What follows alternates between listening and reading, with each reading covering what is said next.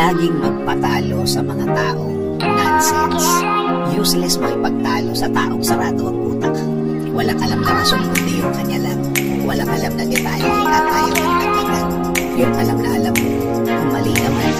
Pero ang tamang-tamang pag-usap, sayang lang ang oras mo sa pag-usap. Hindi ka nakanayo sa pag-usap. Di ba?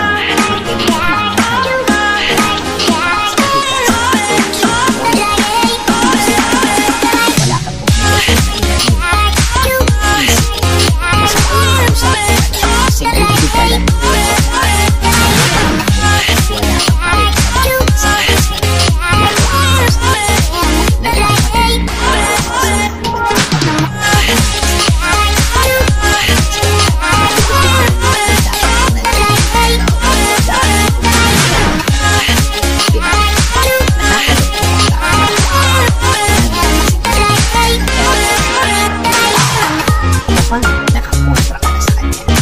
At yung isi-share mo na ang sasabihin mo, magagalit. Hindi naman masama ang tatakay ang ginamit at isipin at ituwid ang tabingin ng puno niyo. Pero again, segundo pa, malalaman mo na sarado na ang isip niya at ayaw nang tumanggap ng ibang pananaw o rason. Again, huwag magsayang ng time sa mga tao ganyan. Ikaw ang talo dyan. Ikaw ang lulit. O, pipiliin mo lang ang gusto mo. Sa totoo, kapag ipinili mo ang sa'yo at alam mo matilasan mo ang nagkausap.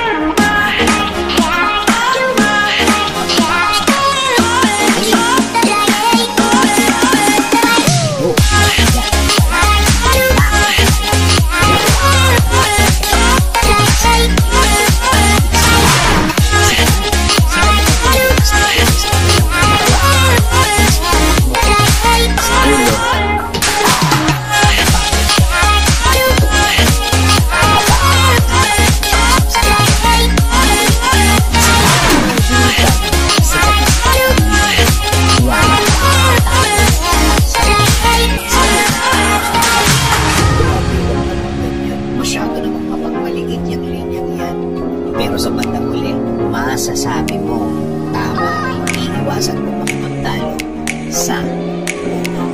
Sabi nga sa Proverbs 23:9, do not speak in the ears of a fool, for he will despise the godly wisdom of your words.